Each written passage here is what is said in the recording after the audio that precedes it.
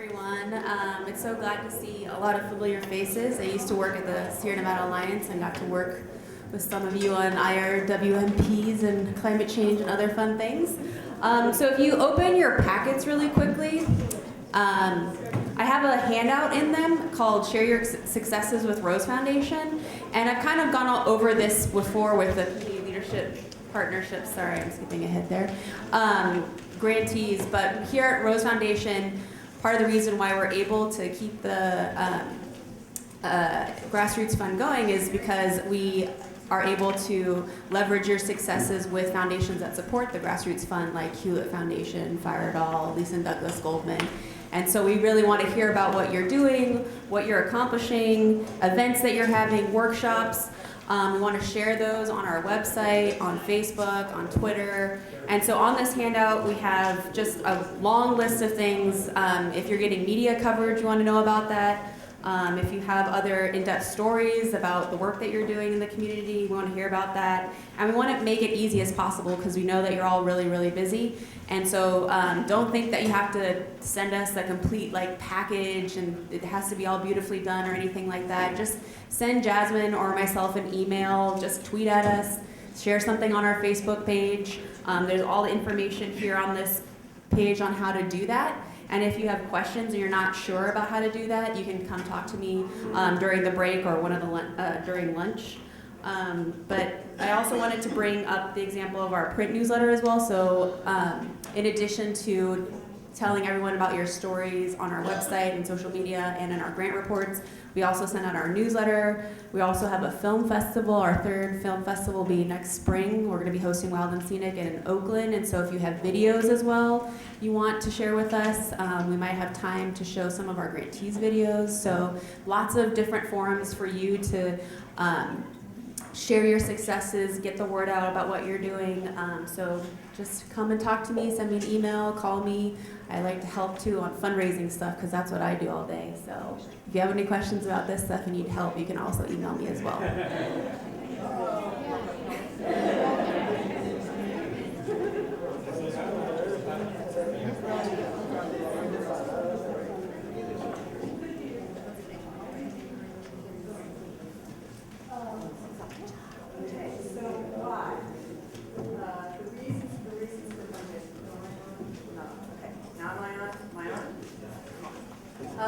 All right, so this is a brief case. You all are familiar with this fundraising jargon, the case statement? Does that sound familiar? Okay, so I'm not crazy for jargon, but this is a common phrase that development folks and fundraisers use, so I want you to be familiar with it in case you're not. But basically, we use this idea or this piece of jargon in fundraising for a couple of things. One, we use it as describes the kind of the theory behind, the reasons behind, the justification behind our fundraising. So why should donors be interested in making gifts? Why should institutional donors be interested in making investments? This sets up the reasoning behind it. So what we call it again, what's your case for support, your case for the gift?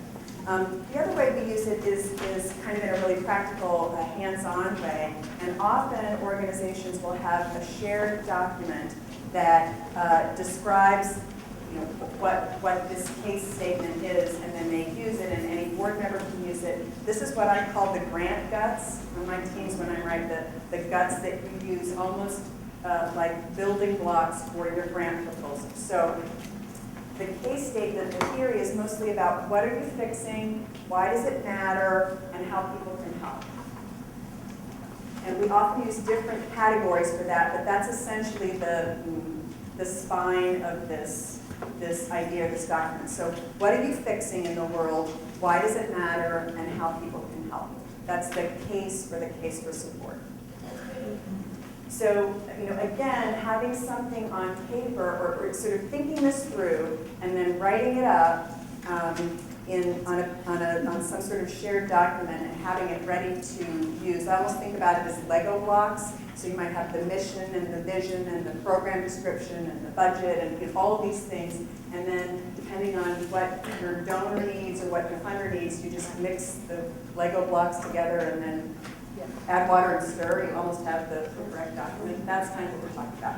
So I want you to open up your packet. There's a worksheet that we're calling the case for support. It doesn't have a cute graphic, but it's just called the case for support. And we've done a lot of talking and chattering, so this is a time to just quietly thinking yourself, filling out this worksheet, and it answers some of those questions. So it asks you, what's the problem in your community? Again, and here this is the need in the community, right? Not the problem is I need more computers. That's not the problem. The problem is this area is in need of cleanup, right? So what's the need in the community? What is our solution? What difference is it going to make? How are we qualified for it? Who's already, and when I say who's already on board, we mean who else is engaged in this work? Who do we already have with us? And what resources do we need to do the job? So just take a few minutes on your own and sketch out some answers to those questions. I don't know if it's supposed to happen. My name is Mira, and I'm with Growing Together, so here with Malika. And we're a super new organization, and we're still building all the components of what we do and sort of fleshing out where we're putting more energy and where we have to maybe pull back and trying to be a little more strategic. And it was interesting in doing this, it made me sort of think, oh, like actually, I don't know if it should be this way, but thinking about fundraising and thinking about the mission and the goals, it was like, oh, maybe like we should put a little more emphasis on this part of our programming. So like new organizations still kind of defining what's our bread and butter, where we're putting our energy. Thinking strategically about fundraising also kind of helps to think like, oh, maybe like we actually do need to put a little more programming in this direction. Yeah, I love when fundraising is not a separate thing in an organization, but it's absolutely integrated into the real work of the organization, right? And you know that I think fundraising is real work too, right? So that's the air quotes.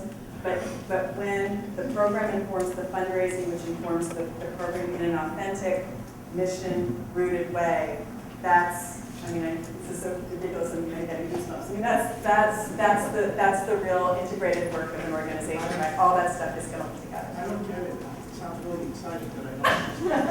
How does that, can you give us a counterexample of when it's not being done? Yeah, so a counterexample would be you're doing whatever kind of work that you're doing, and you notice that there's a grant opportunity out there, and it's maybe a new funder or maybe even an existing funder, but the opportunity itself kind of is similar to what you do, but it's not really closely related to what you do. And so in order to get the funding, which might be really appealing, maybe it's a lot of money, you have to create other programs that actually can pull you off of the focus of what you want to do. Does this happen with anybody else? No. Has this happened before? So what are the goals? What are the goals? You have it, know that's supposed to be there for fun, but when you're ready to do the goals, how can you normally make more the goals be adopted in that situation? yeah, so this is Guillermo. I'm going to say just your name and your organization. Yeah, it's Guillermo Vasquez. Yeah, so this challenge of being responsive to the constituency that has money and but not being pulled off center or pulled off mission is, in my experience, a creative tension, right? So you want to be responsive to those donors, but you don't want to pull your entire agenda off into another direction at the chance of getting funding. What you want to be doing is staying clear and true to the actual work that you're trying to do. Does that help? Somebody have maybe one example to clarify it? Oh, I was just going to say my name's Lola. I'm from Oakland, back to Oakland. Microphone. I was just going to say that I think another thing that can happen is fundraising can be really siloed in an organization. If you have staff or non-staff, and if you don't have that integration, it can really. Yeah, I find that that's true. Who's the fundraiser in the At Rose Foundation, right. I won't out you here, but do you find in other organizations that it is sometimes true that the fundraising staff, and sometimes in organizations it's the executive director, that everybody expects to do all the fundraising, and then everybody else is, everybody wants to be on the program committee, who wants to be on the fundraising committee, right? Do you kind of find Yes. that true? Not a Rose, but other organizations come in the field. Even at Rose Foundation. It's very hard to get people to do even, like, I volunteer with another group myself, and just getting people to go to a business and ask for a silent auction donation, that's like pulling teeth. It's really hard to get everyone to do that same activity at the same time. We'll talk a little bit more about methods and ways to do that a little bit later. We get one more comment, and then I want to go to another quick exercise. Okay, not the group I'm representing today, but another group I work for, does everybody on the board has to always be doing fundraising all the time, and that becomes exhausting and a total downer. And especially creating events, everybody now has galas, everybody now has auctions, and after a while, the bids just go down. Yeah, and so in a way, it's sort of another example of where that's not working well, where the integration is not working well, where there's sort of over-focus on just the money part of the fundraising and not how the asking of the money is integrated into the authentic program work.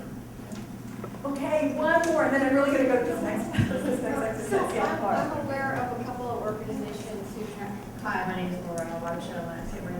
I'm aware of a couple of organizations that have asked staff members to do fundraising, but it's really outside their expertise and their purview, and I find them, their talents are wasted. And so wouldn't that be better served by experts at fundraising? What are you all saying? You have to be an expert to do fundraising?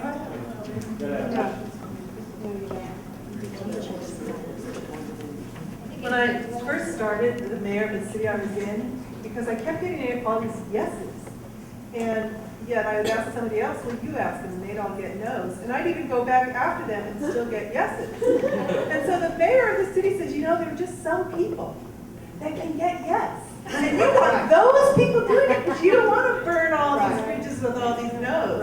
So I don't know how you bridge that gap, but maybe you'll know how. I agree with you. Yeah, I think, and so going back to this idea of there are lots of different places in the cycle of fundraising that is possible. So if we think of fundraising just as asking for money, there will always be people who just won't do it or can't do it well, or that's just not going to be their thing. But if we think about it as, fundraising is really two things. It's asking and thanking, right? And almost everything we do in fundraising is either asking or thanking, some form of one of those two things. And even if you're not good at asking, most people are good at or can be trained to be good at thanking, right? So in the cycle of fundraising, I would submit to you, I would challenge you to think about where is the place in this whole cycle of asking and thanking that there should be a role for everybody who cares about the work that you're doing. So maybe I'll sort of ask you to put that in your pocket to think about for the rest of the day, sort of like what are those other places that you can invite others who care about your work to play a role in. We know that it's fundraising, but maybe you're framing it as thanking. So I want to do something really quick before we move to the next thing, which is this. It gets back to thinking about the message of your organization. I want you to do this exercise without thinking too hard. We're all supporting each other, so this is a raggedy exercise. So permission to be raggedy here. I want you to be in a pair, and in this case, I really do mean twos. So if we end up with somebody who's a threesome, I'm going to ask Peter to help me choreograph that, or maybe to be the pair. So you have to have a partner, so pick somebody next to you really quickly.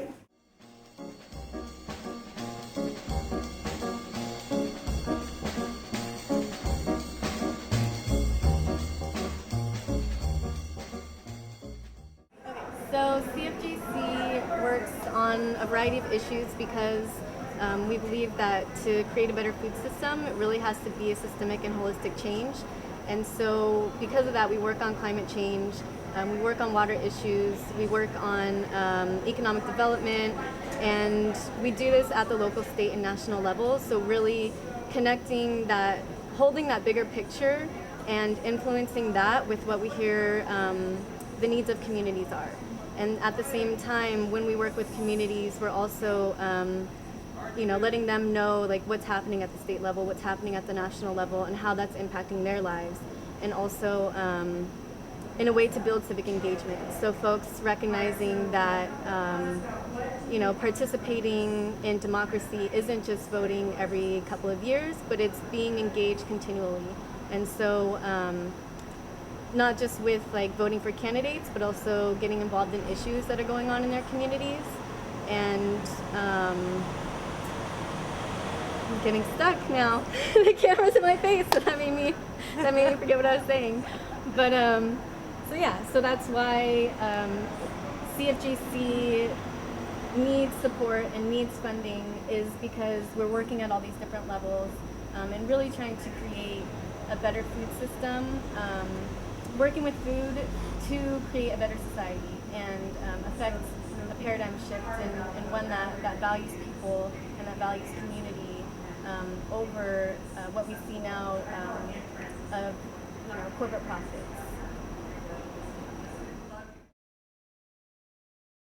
How many of you are using the strategy that I call face-to-face asking? So, and what I mean by that is face-to-face major gifts. And what is major, right? So that depends on your organization what a major gift is, but I'm thinking something that is more than you might ask for in a letter. So maybe for some organizations it might be $250, it might be $500, it might be $1,000. I'm not sure what a major gift is for your budget and your organization, but how many of you are asking for major gifts from individuals face to face? How many are doing that kind of a solicitation? Okay. So, spoiler alert, this is the most efficient way to raise a lot of money, just by the way. You know that, right? You know that most efficient way? I mean, I should qualify that. It's the most efficient way once you're asking people who are ready to be asked, right? So there can be a lot of time between the identifying somebody and sort of getting to that place. Yeah, Gary. I attended a workshop on major donor giving. I was totally intimidated because, I mean, we don't ask for a lot of money. I mean, $100 is a lot. Yeah. But what I've learned as an organizer is this. If you're not making progress, you need to do more retail politics. You've got to start meeting face-to-face with people and learning about their experience and what their interests are and how you might relate to it. You need to have a dozen of those, and then you're in a position to start asking. You're building those relationships. And the more hostile the territory, the more important this is. Way in the back. I think we're getting into the meat of this. Yeah, how do you find those folks? Like, I want to find the, wealthy people and go out. Yeah, so in fundraising, this is a little bit of theory. So in fundraising, we say we're not interested in, we're interested in givers, right? And we're not interested in people, in havers, right? So the people who have is not so relevant to us. It's the folks who already do some giving somewhere, because most people in this country are givers to something, and if at least they're givers, then they may be interested in giving to us. So how do you find, the other thing we think about in fundraising is, especially people who are new to it, think, well, where are the wealthy people who were going to give to us, right? Who are they? Who has the list? Somebody just get me that list. This also happens with foundations too. And if I had that list, man, that is consulting gold if I had that list. But the truth is, you start like organizers, right? With who you know. You start with who you know and you build out. So maybe you don't, you don't know those people now, or you don't think you do. But 2 to 3 degrees of separation, I'll bet you do. And the more people you engage in this cycle of thanking and asking, and your fans, they know people too. So it's like that old commercial, I don't know how, it's that old commercial in the 70s about the washing the hair and so on and so on and so on and so on. So it's you may not know those people or you may not think that you do, but the people around you do if you start tracking it and starting with who you know. So the list exists, but it's in your, you gotta dig to find it. Okay, so let's talk a little bit about fundraising methods. On the back of this the first page that we did, there are 2 circles.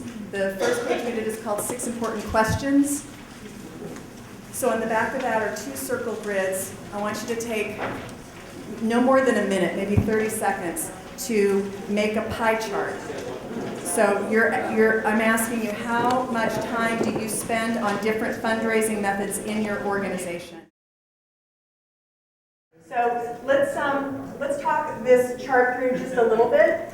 Let's start with one of my favorite fundraising methods, grants. So what do we like about grants versus what do we not like about grants? Pluses and minuses about grants.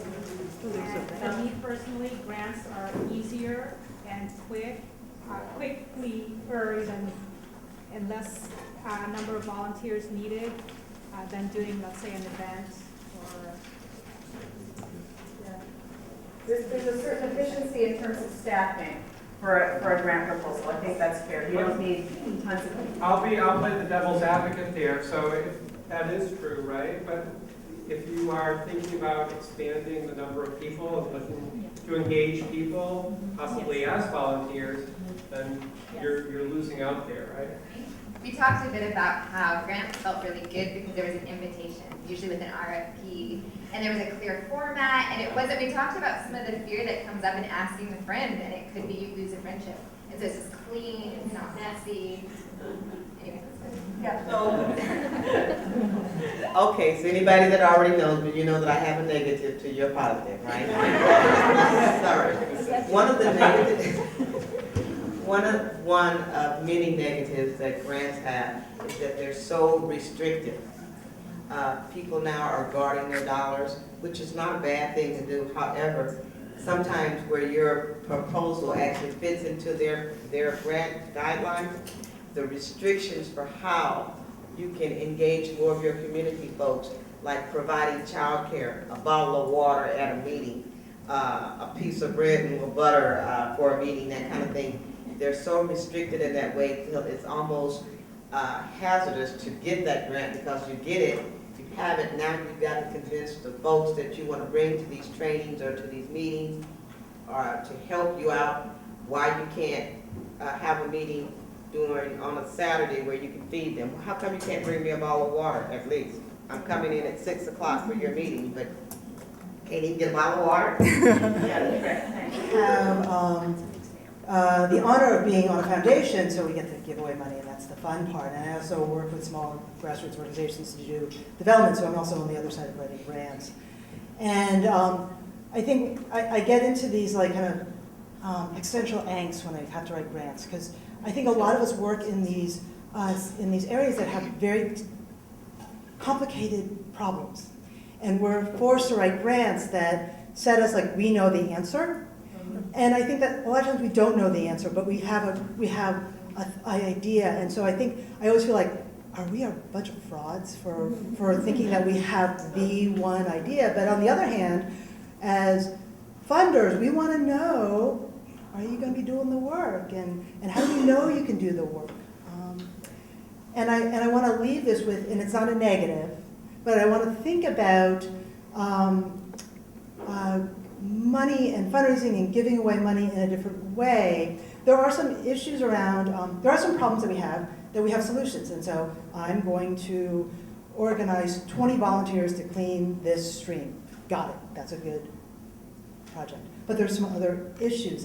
And I've been working with a lot of IT groups lately. And they have a very different model of giving, which is you have an idea, they get somebody to fund them to do the data gathering, to do the let's like pilot it, but we don't necessarily know what we're doing, but we have this great idea. We're going to gather data, then we're going to make changes. Then we're going to gather more data and make those changes. So we learn from our mistakes. Design So, thinking, it's super, yeah. that's super So I powerful. think about, as we think about, how can we shift and make it more about learning from our mistakes as well. But I want to cover at least two other fundraising strategies that I think are really, really critical. I want to at least cover two more. One of them is direct mail. And sometimes we think of direct mail as being a huge mailing. I don't necessarily think so. For grassroots groups, when I say direct mail, I mean you're sending basically the same letter to, I don't know, at least 200 people. May not be, like Sierra Club may send to thousands and thousands and thousands, but you're basically sending the form letter essentially in the mail with a reply device, and you're expecting gifts to come primarily by mail. So how many people are doing a direct mail kind of strategy, even a grassroots group? Okay, most of you. So what do you like and what do you not like about direct mail?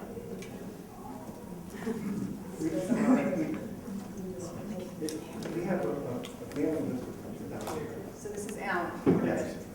Yeah, we have a lot of people who we've gotten as a supporter, but what we're trying to do is give them a chance to make a donation. It's not, we don't get a lot of it from that, but it also gives them a chance to tell them what we've done and what we're planning on doing. So it helps them follow along. Oh, gee, this project is still continuing. It's several years. There's a certain kind of efficiency you get with getting a longer message out to a lot of people at the same time. What else do we like or not like about we'll let Peter decide. The challenge with our direct mail is that we don't have that big a list, and we kind of keep going back to the same well. So I guess that's maybe just the pace at which we're building the list is not very fast. Yeah, makes sense. So it sounds like partly then what maybe you're thinking about is what can we do what are the activities we can do that will allow us to expand the list, right? Like get names and addresses. Right, we call it acquisition. The jargon in fundraising is acquisition. It's an acquisition strategy. There's lots of names here. One of the ways that we have made this direct mail more effective is we follow it up with a phone-a-thon shortly afterwards so that there's a telephone call. And a lot of people say, oh, I never got your email, I never got your letter. We know it's in the garbage, but at least they've got a phone call. Anything you can do before, during, or after that direct mail to make it more personal will up your return rate by leaps and bounds. Really important. I also think it hits number 3 there, stronger relationships. Even if you don't get the donation, the fact that you've called them really demonstrates like a connection or a commitment to them. So it sort of builds on that. I don't like receiving direct mail, and I always think, why is an environmental organization using these resources to send me something on paper, and if it's color, that's worse, if it's glossy, that's worse. Why are you using my money that way? Right, and so gets back to this brief conversation we had about, is the fundraising living out the values of the organization, and is it integrated? So the reason they do it is because it works, in a way, right? I mean, there's a strategy around it. But asking yourself, and your leaders the questions about, is this a fundraising strategy that gets at these goals and also lives our values? If this is an environmentally, if this is a fundraising method that is directly in conflict with the work that we're trying to do, you got to figure out another, you want to open up a way to figure out something else. Now, some people prefer direct mail to, say, door-to-door canvassing. Some people are doing door-to-door canvassing. I am in this business for real, and I get how hard that is, but I don't like that. That's the fundraising method, just personally, I don't like. But I know that it works, and I know that there's a long grassroots history for that. We don't put stamps in direct mail and spend our money that way. What we do is send out a seasonal, every week, constant contact newsletter that announces what is happening on Saturday. And our people come on Saturday and they donate regularly every season. It costs us treasurer's right here, like $20 a month for the service. And we're finding that we're getting anywhere between 33, we have a board member that tracks this and reports it, 33% response opening the email, and then following, showing up to 70%, and that was a special report on what to do about pruning trees seasonally at that, and everyone wanted to know that given the drought and such. So it was the meat and potatoes of doing a direct mail without spending money and killing trees and supporting, you know, that which may not be as effective. So, internet. And the return rate on direct mail, some of this is changing a little bit because now we're getting so much email that the science of this has changed by a few percentage points here and there. But I think it's probably, somebody correct me if I'm wrong, but I think it's pretty much still true that you're, that generally the general rule is about 1%, give or take, for a direct mail list if it's an acquisition or a sort of a cold letter, and it goes up if you can do anything to personalize the letter, or if it's a retention. In other words, you're writing to people who already have been donors, and that's maybe 10%, give or take, depending on the study, and higher, more like 15% if you write a personal note or follow up with a phone call or follow up.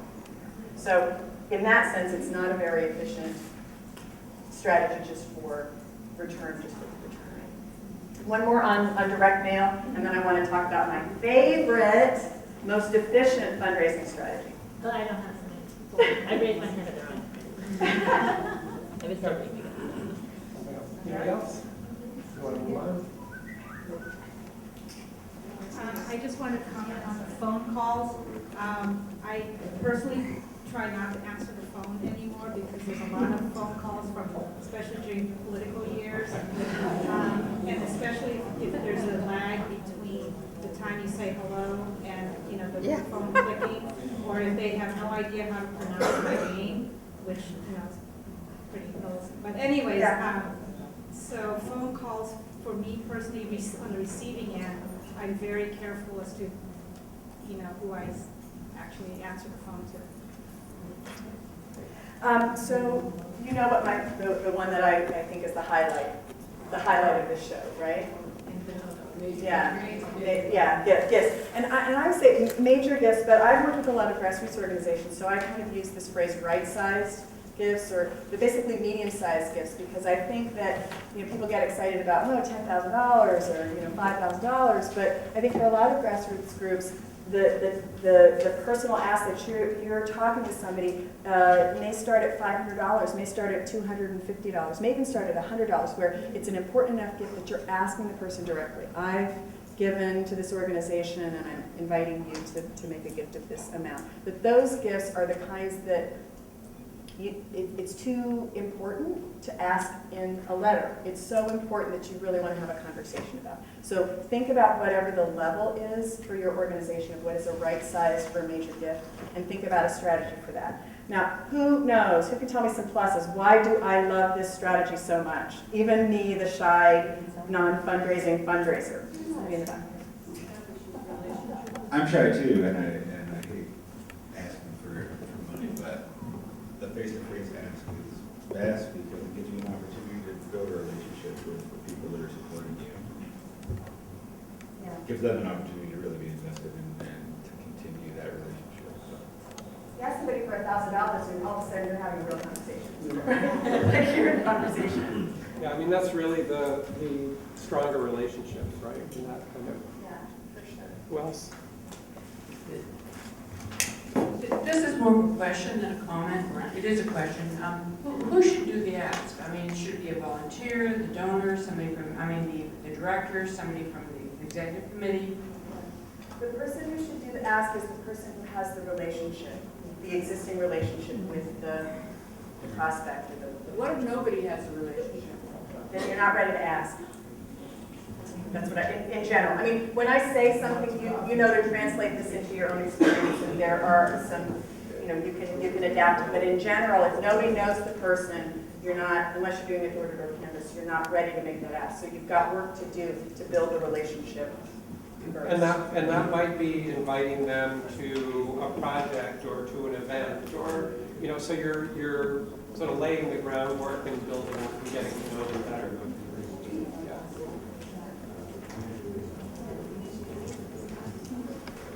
So this is a major part of what's made the trust successful is large private donations. A lot of times not actually named donations too, because when you get political and you're going against the federal or state government, or you're telling large landowners that they're screwing up people downstream, sometimes people believe in your cause, but they have a business or a product that they don't want to be associated with their moral, ethical ground. And so you really do have a private meeting with them, but the cool part is that once you have that relationship, they know other powerful people. And so I ask them to write letters to their friends in other industries and as heads of other companies to say why they donated, or to set up a meet and greet at a cafe or at their house for me to come meet with them, because they give me the credibility and the opening to have a conversation and at least have that moment to ask somebody else. And I always use the legacy discussion. When I'm talking to somebody with a lot of money, they don't really care about what they're going to get. They don't want anything. But they are trying to create a legacy. Something that they're reminded that, you know, that stands for who they were as a person while they were on this earth. And so there's also an opportunity there to ask them, would you like a bench? Is there any way we can, you know, talk about your family, or is there somebody that you'd like to have named for this? If you don't want credit, is there somebody, you know, Jacques Cousteau, if you're an ocean group, right? I mean, you want us to donate a bench to Jacques Cousteau because you loved him as you were a kid. And nobody will ever know except for the person that gave you that $20,000 check. But that's what I got. Yeah, other reasons why this is a really great strategy. Look at that. And well, here's taking the microphone. So here's one of the reasons. Here's maybe in some ways the main reason. One reason why I really love this strategy is because it really is the most efficient way to raise money. If the goal is primarily more money, and the other stuff also. But if you're really talking about what's the most efficient way to raise money, it's to ask an individual person directly, face to face, somebody who's ready to be asked, somebody who's got the ability to give the amount I'm asking her for. After I've given mine, right, I've made an important leadership major gift, and I'm ready to ask her, and we've set it, and she knows I'm coming to ask her. All that stuff is set up, like I'm not stopping her in the grocery aisle. Hey, I want to give you $1,000, right? You know, all of this, the background is done. She's ready. She said yes, that she wants to meet with me. She knows I'm asking for money. Then we're talking. I'm like the research on this says. I'm going to get 1 out of every 2 asks is going to be a yes, and 2 out of 3 are going to be the amount that I'm asking for. So I'm not math oriented. So sometimes you're going to get yes, I'll give, but it will be a smaller amount, which is still a yes, you know, for freak's sake, right? I mean, it's still a yes. So that's right. And by that time, because you have a relationship, she said yes to the meeting. We're going to have this meeting together. Even if she says no, chances are it's not, no, I hate you, no, your group is dumb, no, you know, like it's not an ugly no, it's a not now, or there's some sort of conversation relationship about it. A couple more, and then I gotta get everybody ready for a break for lunch. For breaks, yeah.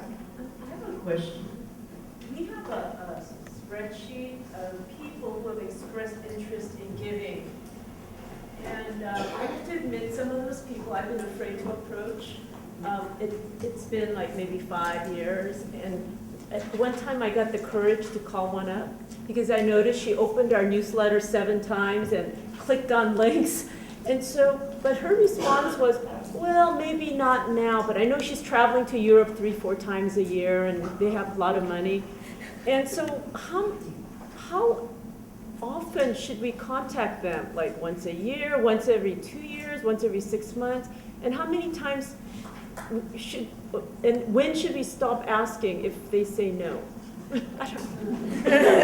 this is where it is not a science, but it's an art, right? And this is why busy people should be spending a lot of their time, more of your time as, say, the executive directors or the leaders of your organization. You should be spending more time and more focus on figuring the answers out to that, because it depends on her, it depends on that particular donor, right?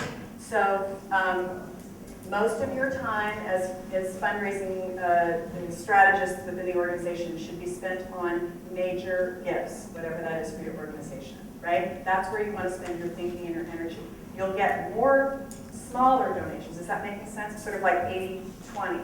So you're spending more time to get bigger dollars, fewer gifts, and less time for those strategies like direct mail that are less personal. And you're going to get a lot more of those gifts. So when you're thinking about planning your time, that's what you want to do. And the answer to that question is it depends on the person, and you need to be thinking about that. And if you're not sure of the answer, you need to get the people who have relationships with those potential donors to help you decide that and come up with a strategy for each person. We should spend the entire day on this. We could do another workshop on this. Yeah.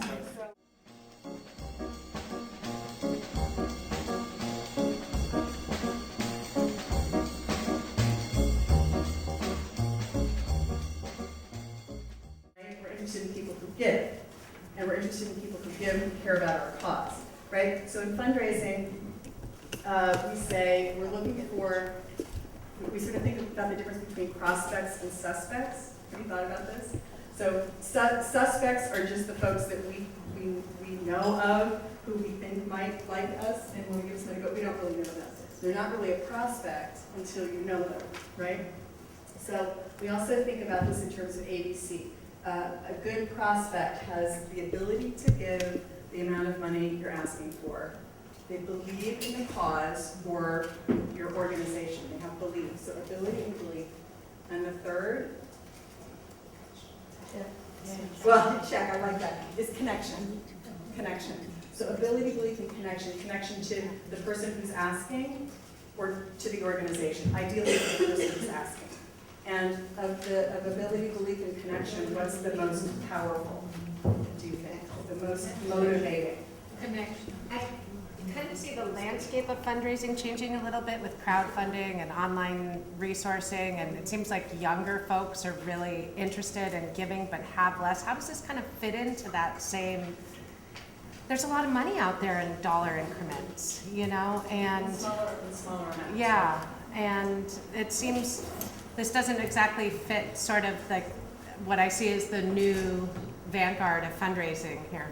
I think part of it is it remains to be seen. It's still new enough that we don't know, but I would submit to you that the principles are still basically the same. So when I look at what's happening in crowdfunding so far, and I'm not an expert in this, I know a bit about it, it's still, the best prospects are still, they have ability, belief, and connection has been proven in the past to be the most important. So that's, so folks who are, most crowdfunding, with a few exceptions, right? But most crowdfunding projects the gifts are coming from people who know the person putting on the project or are 1 or 2 degrees of separation out, right? So that connection still is true.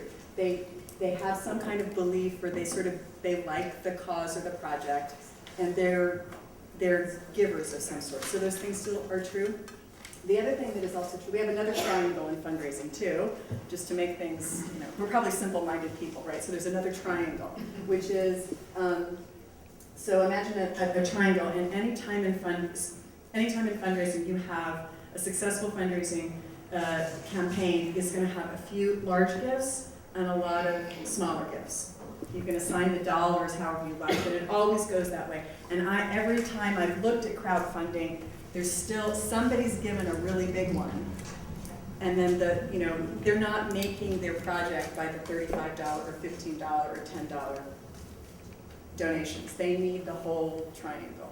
Does that seem kind of true for those of you who've done crowdfunding? So I think the principles still are true, just the numbers are different, and the flavoring might change over time. Okay, so ability, belief, connection. Jane? I think the new big split between the haves and the have less means that you have to have many more smaller donors. And there are fewer and fewer big donors to town. That is,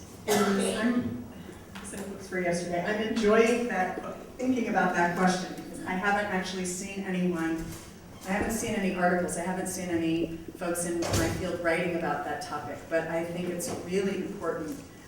I mean, again, I would probably suggest that the main principles are true, but because of that huge gap, that could have really significant implications for the work that we do.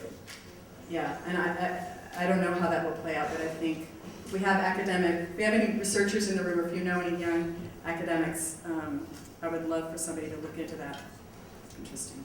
But you have to add increasing number of small nonprofits too, so you have 3. Well, yeah, that's another interesting trend, right? I mean, and here we are in Northern California, the startup culture, especially in this millennial generation, startup culture for social change, well, the phrase wouldn't be social change, but making things better in the world, either through a socially responsible business or even a nonprofit organization, is a huge trend. And that layered in with the haves, have-nots could be a pretty interesting mix. You know, does everybody have to start a new organization? Maybe, maybe not. You know, I don't know. So stay tuned, right? Okay, so principle number 3, really basic principle: engage more askers and thankers. I think we talked about that a little bit. I have some notes about this.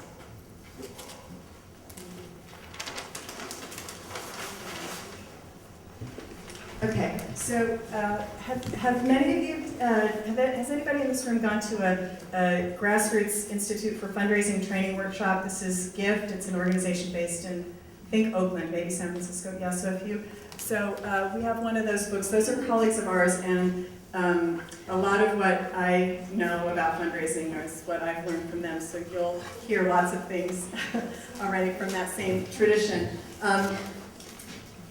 The other thing is that this cycle of asking and thanking might be named differently by different fundraising trainers. But so this is how I think of it. The actual boxes could be different. It's not so critical. But notice that asking is just one piece of it. And the thanking really happens here in cultivation and in nurturing, I think.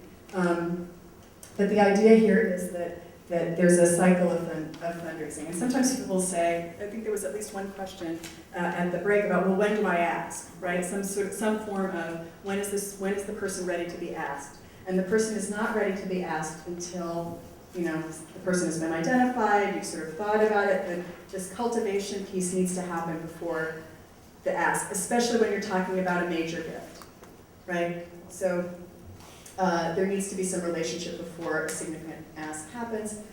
This little pathway is what I'm trying to represent here is that you ask, you thank, you invite, you engage, see how they can get closer to the organization and doing things that they really are interested in. And so there's this asking, and then you ask again, and you know, so the asking and the nurturing keep happening. And by this time, you have someone who's a real fan of the organization and a could be a potential volunteer leader, and they're helping to attract more people like themselves, and this cycle begins again. The other point I want to make here is, I want to go back to something we said earlier, which is, in this cycle, asking is one important piece. You know, the close here that has to happen is really important, but all of this is part of what fundraising is, and your board members, even the ones who say, I'm not going to ask for money, don't tell me to ask my friends for money, I'm not going to ask my friends for money. Anybody hear that from board members? Yeah, okay. So it's really common. That's a whole, yeah, we could have a whole script about how to deal with that, but one simple thing is to say there are all kinds of other things you could do that will help us raise money, and we're depending on you to do that, right? And one thing I love to have those people do is to write thank you notes or make thank you calls. Don't ask for money, just call a person and thank you for their most recent gift. Because who doesn't, I mean, that's a nice call to make, right? You're just thanking, or a thank you note. thoughts about this cycle? Does this kind of make sense? Okay. And then I think I need to click it up, right? A little bit. All right, so make it personal, but don't take it personally. So in fundraising, we also talk about how the more personal the strategy or the method, like an individual ask or a letter, the more personal it is, the higher the gift, right? So, and it's sort of, this is like, it's supposed to be sort of a continuum. So here, I forgot my marker, but, let's see, this is the wrong kind. So if this is direct mail, it's not very personal, or maybe even this is canvassing on the street, right? Is here, it's not personal, you don't know the donor. And here are these major gift asks that I'm suggesting are my favorite way. And then in between are other kinds of asks. So what could go under here? Like phone calls could go somewhere in here. What are other strategies that are somewhere in the middle? You haven't mentioned house parties at all. Where does that come? Yeah, that's an event. Yeah, so house parties are an event, and a lot of people do house parties here, right? Some. Okay, so it's a special event, but it's lower cost, and because usually when you do them, the host knows the people. It's somewhere around here. It's relatively personal. And then you can make it more personal, right? I mean, that's the other thing. So what do you do after the house party? That's the piece that gets the real gifts. Yeah, Harv. In the house party event, I've heard, I have not done this myself, of people, somebody being a plant who then stands up during the event and says, I really believe in this cause and I'm going to give $1,000. Who's going to join me in doing that? What do you think of that technique? Do it.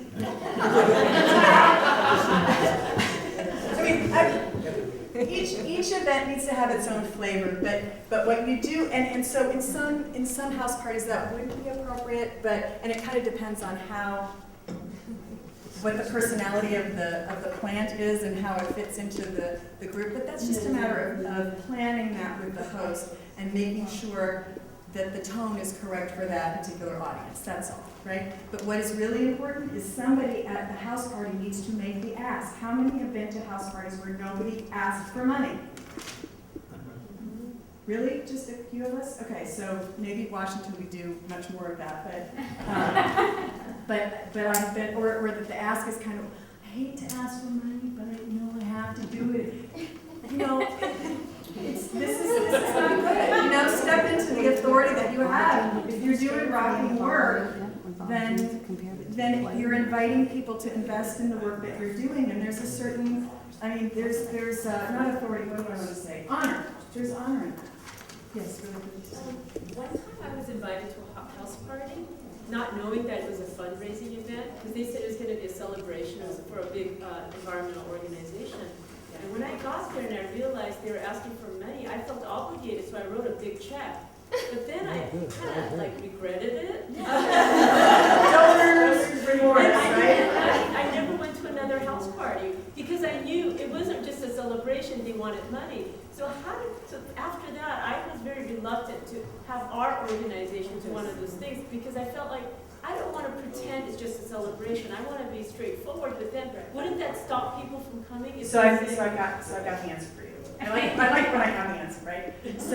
So that's a really important story, right? And so thinking about how you ask and how you plan to ask, you want to ask people the way you want to be asked, right? So don't do that. The way to not do that is to, when in doubt, tell the truth.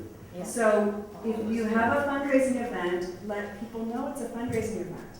If you're having a thing, just let people know. If you're going to ask them for money, let them know up front. It's got to be okay to say no. As long as it's okay to say no, and as long as you've been honest about what you're asking with integrity, as you should, because your work has integrity, right? So, am I preaching a little bit? So, the way, it's fine to have an event, just be out about what it is that your goal is and what you're inviting them to do, and you won't run into that problem. The issue is dishonesty. Yes, It yeah, didn't they feel will good come. because it was dishonest.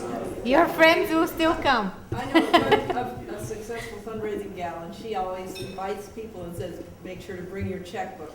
So she's putting it, at first I found that rather offensive, but she's putting it right out front, and people know that's what they're expected to do. Right, I think it also helps sometimes to tag, you know, sort of how much you're asking for in that event, you know, just to let people know. You can advance that in a letter or in the invitation, and you can find a way to do it gracefully, but you don't want to surprise people. This is not ambush fundraising, right? Don't surprise people, that's not cool. It's just not cool. One more and then we'll wrap this up. Do you want to have some attraction to get people there? Like, I've been to one. Food, sex. I didn't think of that. I forget about the checkbook. I was thinking more like a mermaid or something. No. Like, I went to one that had a woman who rowed across the Atlantic Ocean. She gave a presentation and it was awesome. I mean, it was really amazing. But some kind of You do want to have. Just so it's free, donate it or. Oh, give yeah. yourself. Yeah. I mean, all of this stuff is really fun, and this is why it's a really good thing on the circle. This is a very creative thing to plan the event. What is the draw? How are we going to ask? What are we going to ask for? Who will be our plant? I need a different word for that. The leader, the leadership donor. It's the best if it's the host. And the host. The host, you know, I mean, planning all of that can be really fun, and that's a really great way to engage leadership volunteers in something that's fun and exciting and meaningful, it will have clear results because they can measure the dollars. Ooh, I had success. It's a really great way to engage leadership volunteers and take a little of the pressure off you. So think about that. Okay, so I want to wrap this little piece with 3 criteria for really good fundraising methods and for how leaders can choose where to focus their time and attention. And these are not mine. These are totally lifted from probably a colleague of some folks in this room. I may be saying her last name wrong. Jan Masaoka? How do I say that? Japanese speakers help me. Masaoka? So she says, yeah, it's got to raise a lot of money. You know, like if you're trying to choose a fundraising strategy, don't waste time with other things. Her thing is it needs to raise a lot of money. It builds on our organization's assets. So think about how does the best fundraising strategies raise a lot of money. They build on what we do or what we bring. And that's different for every organization. And it propels our mission. In other words, it doesn't just kind of not compete with our mission, but the best fundraising strategies do all those things, including really push the mission forward. So I just leave you with those 3 criteria to